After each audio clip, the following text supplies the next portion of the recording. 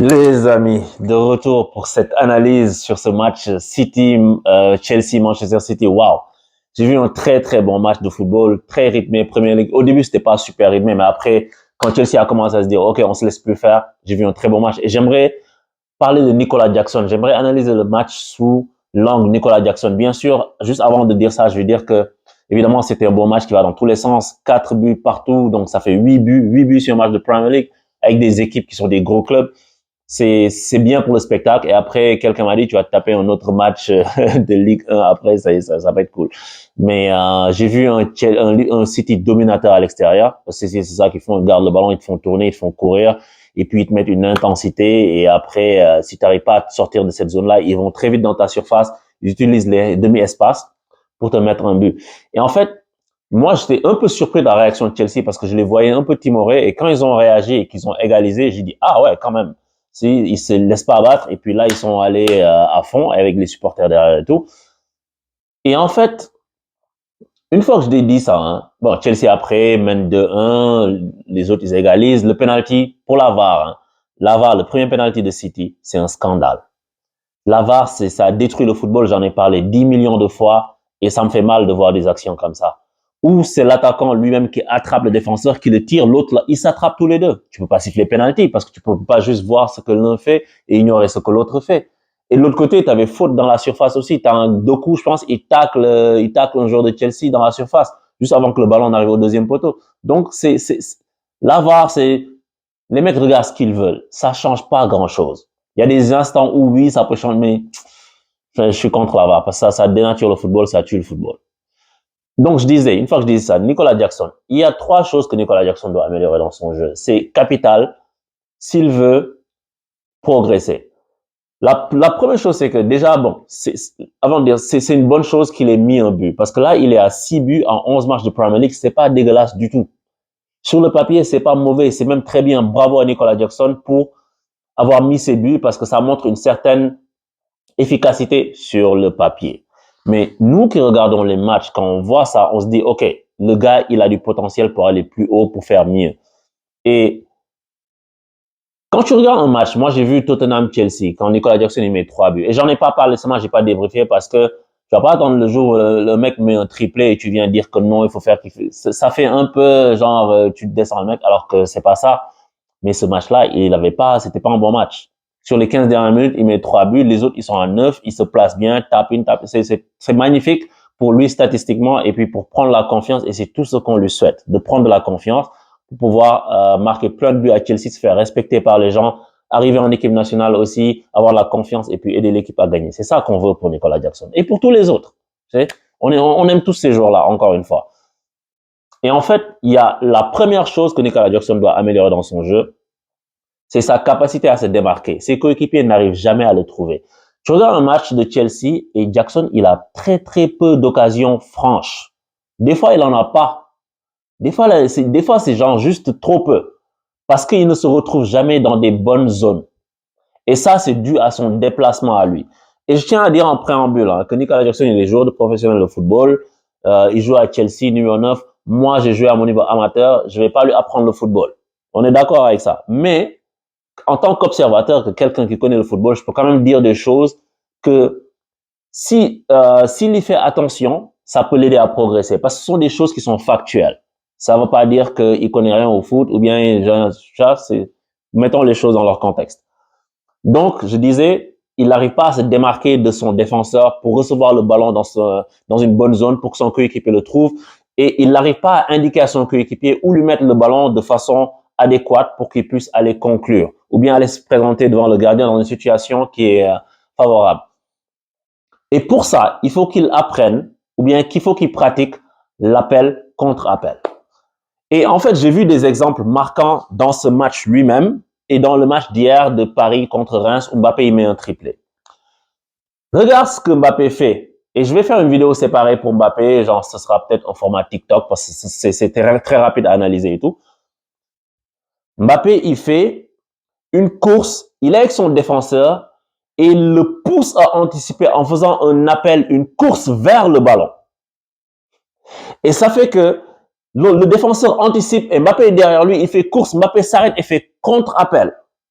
Et ce que ça crée, c'est un espace, une démarcation. Donc, le porteur du ballon, lui qui est face au jeu, il le voit ça. Il sait qu'il va mettre le ballon dans un endroit où le défenseur pourra jamais intervenir pendant 10 ans. Mbappé, il a le temps de faire un plat du pied. Et regarde à l'opposé, Nicolas Jackson. Il fait une course sur une contre-attaque de Chelsea. Et il y a un acres of space, un boulevard devant lui. Et il y a juste le défenseur, je pense que c'est Ruben Dias, et puis tu as Kyle Walker qui est un latéral qui est sur le côté, avec Raheem Sterling aussi qui est sur le côté, donc qui fait que Kyle Walker ne peut pas serrer tout de suite. Raheem Sterling ou un autre.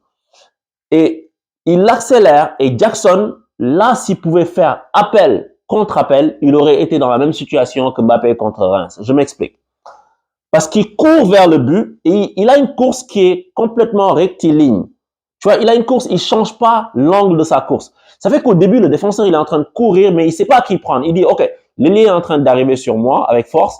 Et puis, j'ai le mec là derrière moi aussi. Je sais qu'il va prendre un espace.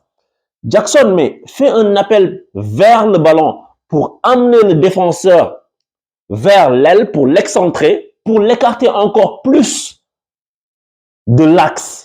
Et tu vas être tout seul. Mais il ne le fait pas, il fait la même course. Et donc, ça veut dire que son coéquipier, il avance, il ne sait pas où donner le ballon. Parce que Jackson n'a pas forcé le défenseur à se désaxer complètement. Et quand il continue dans sa course, le coéquipier avance, il ne sait pas quoi faire avec le ballon. Et finalement, il cherche au deuxième poteau. Et là, le ballon est contré par un défenseur qui vient intervenir. Et ça, c'est la course de l'attaquant aussi.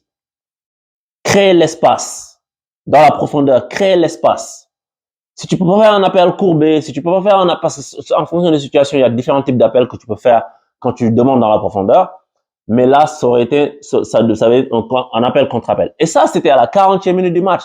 Et 2 minutes plus tard, j'ai même pas fini de parler, Erling Haaland, il montre exactement ce dont je parle. Erling Haaland, il court dans la profondeur, il court, et tac, il fait appel contre appel. Et c'est en 2 mouvements. C'est en un pas. Il fait un pas vers là, pour amener le défenseur sur un côté, et puis il fait un autre pas tac, parce que le défenseur, le temps que tu réagisses au premier mouvement de l'attaquant fait le deuxième mouvement, et là tu es en retard. Et c'est comme ça qu'Haaland est passé devant Thiago Silva, et il frappe, et le gardien la sort. C'est un exemple marquant, c'est un exemple criant. C'est ça que Nicolas Jackson, en fait, ne fait pas. Et même sur le but de Raheem Sterling, le deuxième but de Chelsea, je parlais du premier but de Mbappé, regarde, contre Reims la veille. Il y a le deuxième but de Mbappé aussi, ou le troisième, je sais plus, contre Reims. Mbappé, il court dans la surface, et Mbappé, pourtant, c'est pas un neuf. Mais il va se mettre dans une position, plein de joueurs font ça, Cavani fait ça, etc. Il va se mettre dans une position pour que son coéquipier le trouve dans une zone où il a le temps pour être tout seul et marquer. 1 seconde d'avance au moins. Une seconde et demie, quelque chose comme ça. Et Mbappé, il fait une course, il rentre dans la surface, il fait tac, il s'éloigne. Nicolas Jackson, lui, il regarde le ballon. En fait, il est omnibulé par le ballon. Il est captivé par le ballon. Il regarde que le ballon. Il regarde pas le déplacement qu'il peut faire pour désaxer son adversaire direct. Et je pense que c'est là-dessus qu'il doit progresser. Numéro 1, le plus important, c'est ça. C'est là qu'il doit progresser. Après, c'est au niveau du contrôle de balle. Parce que des fois, il s'en mêle un peu les pinceaux. Le ballon lui reste collé dans les pieds. Il faut qu'il améliore son jeu dos au but. Et puis, quand il se retourne, comment le ballon lui colle dans les pieds, il n'arrive pas à faire une bonne passe vers ses coéquipiers.